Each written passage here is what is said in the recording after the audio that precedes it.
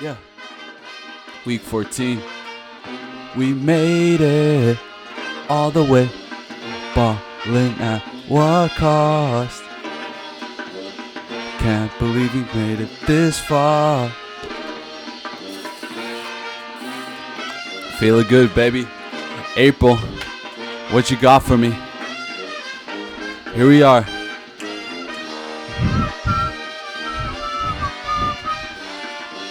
I gotta tell you that I wanna ball at what cost.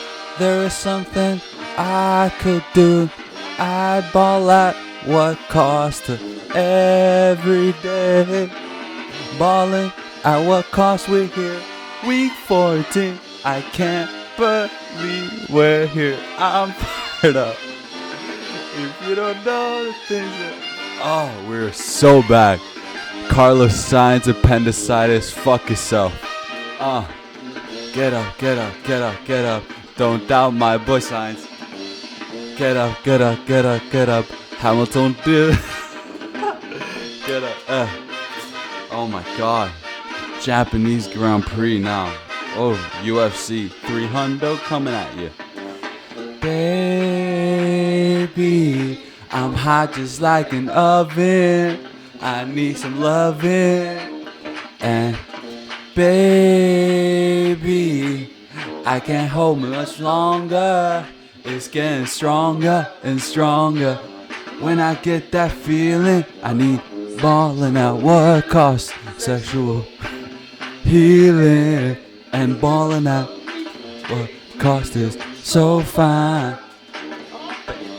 Comes to relieve my mind. Sexual healing, baby. Forget about that balling at what cost is good for you. Whenever blue teardrops are falling, and my emotional stability is leaving me. There is something I need to do. I need to get up a telephone and call you up, baby. Honey, I know you'll be there to relieve me. The love you give to me will free me. If you don't know the things you're dealing, oh, I can tell you, darling. And it's balling at what cost? Get up, get up, get up, get up. Let's ball out tonight. Ooh. Get up, get up, get up, get up. Cause we're balling out. Get up, get up, get up, get up. Let's keep balling out. Get up, get up, get up, get up. Let's ball out tonight.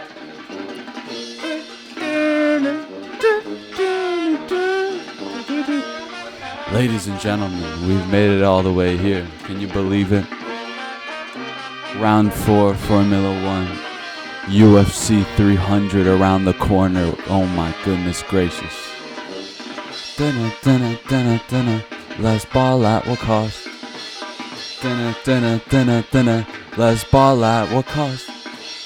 Dunna, dunna, dunna, dunna. Let's ball at what cost?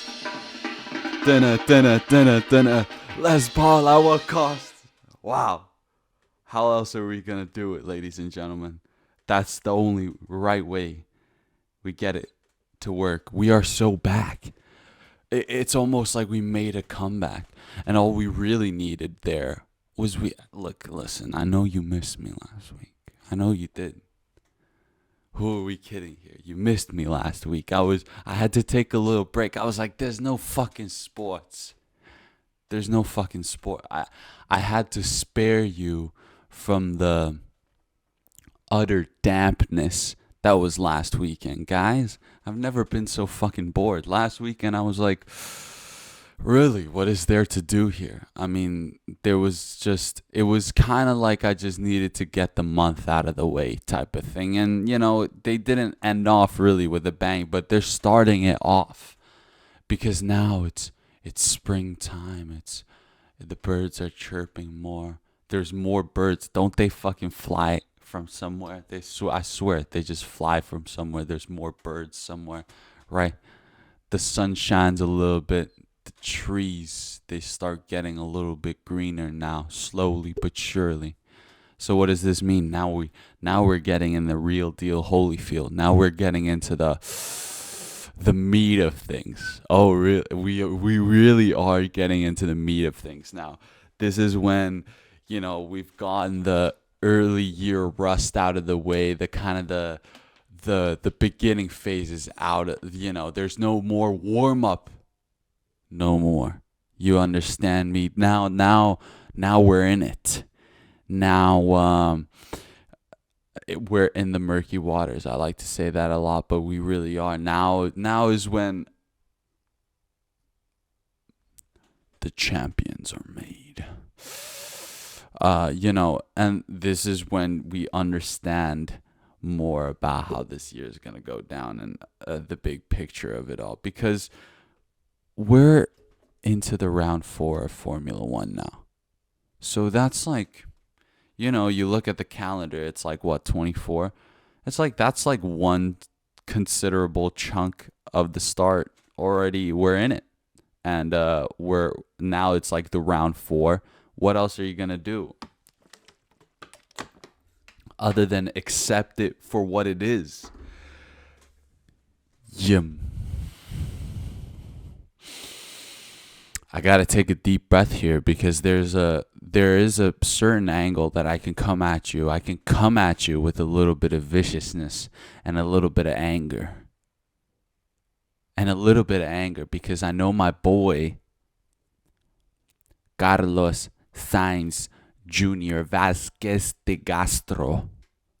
I know he's thinking different. I know he's thinking the way that I'm trying not to react right now, which is just pure aggression. I know this fucking sport of Formula 1 is so, it's media controlled, and you got to be so media trained, and you gotta kind of always answer super politically correct, or just politically in general, like a diplomat. You gotta put your words real nice. But I know deep down, and that's this sport too. Deep down, it gets down to the nitty gritty. And Carlos Sainz, my brother, right now, he's in the nitty gritty of it all. Because like I've said from the first race, and now we are here in this situation after the Australian GP, we have to say that no, he is the man with the grit. He's out there just using every single inch that he can gain on all these other motherfuckers. Seriously. He goes in for surgery for Jeddah because of appendicitis. And I don't know if you've researched what it feels like to have appendicitis, but basically it's a fucking sharp pain in your lower back. It's unbearable pain. And then he goes through that, gets the surgery, and just to show that you can't kick this guy out of nowhere. You can't get rid of me, because I'm the best at driving a car, this kind of car. I'm the best. So I'm going to come walking back to the paddock and watch my substitute, this 18. Oh my God. Oh, congratulations for P7. You scored some points. Good. Hey, no. Respect. All the respect to the 18-year-old. Okay, no. Here you go. Here's the car. P7. All nice and good. We go back to the Australian GP. He's cleared. He's done all the workouts in order to be as physically fit to be able to operate in the car. He comes back. Max Verstappen, unlucky. Well, we have to mention this. There was a certain amount of luck in order for us to have gotten the result we did. However, Max Verstappen, very beginning of the race, he's out, right? DNF, engine blows up, whatever the fuck. It is what it is. The GOAT can recover. It's fine. But that's where Carlos Sainz, he did what he had to do in qualifying to get the front row right next to Verstappen. And when he was gone, it was just up for grabs, and he took it. Because this guy is a monster. Because you gotta fear. I hope all the managers, all the bosses, they fear him because they know the position they've put him in. I'm not claiming these people are stupid at all for putting but they have to understand that now you've poked the bear. You've stepped on the tail of the lion. You've pulled on the whiskers of the dragon. That's what you've done. Because you thought that, okay, now we're going to kick Carlos Sainz off. Because yeah, Lewis Hamilton, you're going to get so much marketing money anyways. It doesn't matter. And then either way, Carlos Sainz, he's talented enough that you can sign him for cheap. Because he's going to be begging for a seat anyways. But no. That you get it? When you're going against a badass like this, you have no choice but to bow down to his requirements. And Carlos Sainz knows that he's faster than all these other jokers that are getting the biggest freaking deals because they got a pretty face and, they're real nice on the TikToks. But now we're dealing with another breed, man. Now we're dealing with another breed. And I've said this since the get-go. There's nothing with this argument that you can say that, oh, no, this is something you've made up. No. It's inevitable.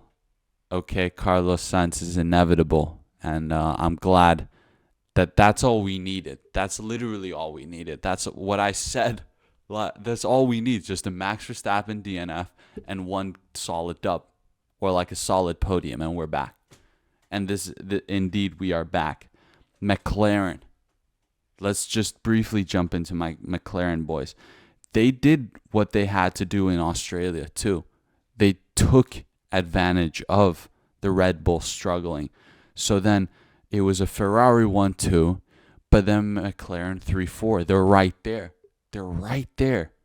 They're trying to show that, we're actually levels above Mercedes. Mercedes had a rough Australian GP, but we're going to try to steer away from the negatives. But this is McLaren Mercedes we're talking about. Their name is literally, they're there. They're there. They're there. I don't know what else to say. They're there. They're right behind Ferrari, fighting, and you can argue their pace was a little bit further off Ferrari, but they're right behind it. If things go another way during this beginning or the starting laps, who knows? I have to say, after that, in terms of the Australian Grand Prix, Sergio Perez, P5, you would unfortunately, sorry, excuse me for this. I need to drink a little bit of water, maybe.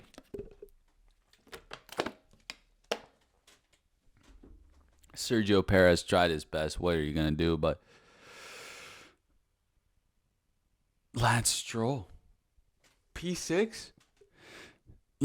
I understand that the McLaren's caught a little bit of bad luck and, Max Verstappen as well. And that's 3 people out of it. But, still, considering all things, he took advantage.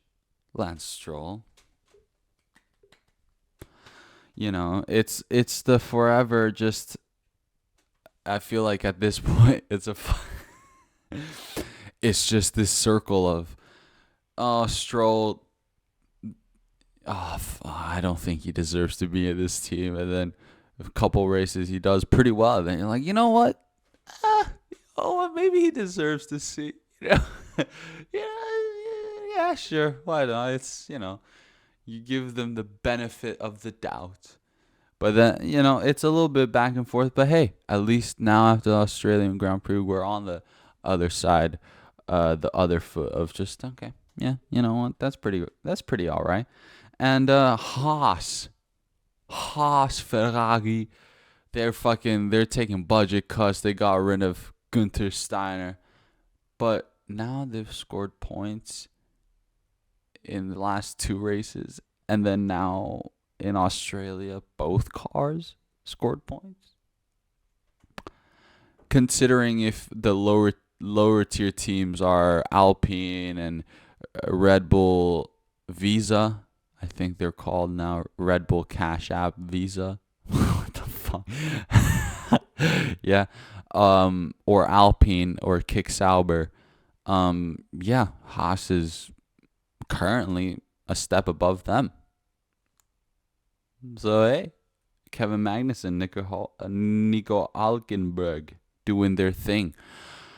In 2024, you got to tip the hat. They're just doing their own thing, man. Not worried about anything else, and just worry about their own races. So now we go into the Japanese Grand Prix. The turf, where there is the S curves and the 130R. Real, like, legendary circuit. Lots of legendary moments there. Fernando Alonso on the 130R. Kimi Räikkönen in turn one to make the comeback from P19 or some shit like that. It was insane. It's a long track too. A minute and 30. Fewer laps, like around 50 laps. Long and technical. And technical in the way that I think if Red Bull ain't going to do any slip-ups and they've done the full repair on Max Verstappen, then they might be doing pretty well.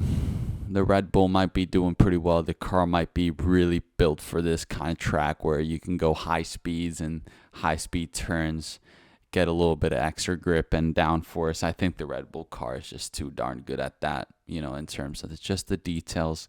You can't lie. You can't ignore the details. But McLaren, I think this is the race where this is why I'm saying we're in the meat of it all. And when we're in the meat of it all, I think this is when McLaren are looking to separate themselves from Mercedes. Even if Mercedes has the talented George Russell and Lewis Hamilton, just, they're trying. I would argue they're not trying their best because they know they're just dealing with a car that's a little bit like, but I think, they still have enough talent and experience that, they're trying to fight against McLaren. But I think this is when McLaren kind of tries to separate themselves from Mercedes or Aston Martin and goes up to challenge like Ferrari and Red Bull instead during this season. And I'm really looking forward to that. And I think Lando Norris or Oscar Piastri can do some damage in a track like, Suzuka. This is Suzuka, right? I think it is Suzuka. And Ferrari, they're looking to counterattack everything that Red Bull are doing. Everything that Red Bull do, I think they're just going to try to do the opposite. They understand that Carlos Sainz is on fire right now, but they're trying to help Charles to get a little bit more consistency maybe. Let's see. I know they're at least both going to be attacking Perez's ass, but in terms of Verstappen, I think in a track like this, it might just be let's forget about it before we even get into it. And that's how we're looking, ladies and gentlemen. There's really no other things. Max Verstappen is currently in the Drivers' Championship with 51 points, but guys, Charles Leclerc currently in a very respectable P2 at 47. Just because of that one DNF, Charles Leclerc is 4 points behind Max Verstappen. That's pretty interesting, guys. Sergio Perez, 1 point behind Charles Leclerc in P3 with 46 points. And because of my boy Carlos Sainz, down at 15 points. He comes back from the surgery. Either way, he's down at 15 points. And Max Verstappen's at 51, right? Which is fucking... And either way, he's got to claw back. And what happens? He claws back. He wins. Max Verstappen, DNF. Carlos Sainz, P4 right now, sitting at 40 points. 11 from P1 and 7 points. 7 points from Charles Leclerc in P2. If two races he finished, 2 to 3 races he finishes above Charles Leclerc, he's above Charles Leclerc. So this is what we're aiming for. This is what, as a personal fan, this is what we're aiming for. Oscar Piastri coming in a close, not close. This is when we dip a little bit. Oscar Piastri, Lando Norris, they're in P5 and P6, 28 and 27. Think about that. The Oscar Piastri in sophomore year going into round 4 is 1 point behind the experienced Lando Norris, who's trying to do his all. Lando Norris is trying to do his all. George Russell in P8, P7 with 18 points. Fernando Alonso P8 with 16. So George Russell and Fernando Alonso fighting a little bit right now. Oscar Piastri and Lando Norris in a very tight teammate matchup at least. So let's see what Japan gives us. Do we see a little bit of separation between the McLaren boys? Do we see a little bit of gain from Carlos Sainz or Leclerc or Sergio Perez even? He comes back and kicks back with a P2. Max Verstappen, does he extend the lead a little bit? Or is he going to... They didn't fix the car well enough. Who knows? And that's going to be going down early throughout the weekend. I'm excited. It's going to keep me nice in check, you know what I'm saying, for the weekend. No sleeping in, cocksucker, no slipping. Then we go Saturday night. I'm going to be enjoying a little bit of Saturday night. There's a little UFC fight night just to keep you guys interesting, just to make sure that we're used to, we get the upgraded level. You know, we have to view this in order to see how next level the weekend after is. So before UFC 300, we got ourselves a little UFC fight night. Chris Curtis is headlining in a middleweight bout, 5-rounder against Brendan Allen. The number 6 in the middleweight goes against the number 14. Chris Curtis has shined a lot. It's very hard to damage Chris Curtis. Brendan Allen, in this respect, he's the favorite currently. And in that way, I get it. He's bigger in size, but actually doesn't have the reach advantage. Chris Curtis, long arms, has the reach advantage. So hopefully Chris Curtis can use that. He is stronger, in my opinion. However, Brendan Allen has the height, so maybe Brendan Allen is stronger also, or pretty equivalent. But that's just this weekend. But UFC 300, ladies and gents, it's around the corner, and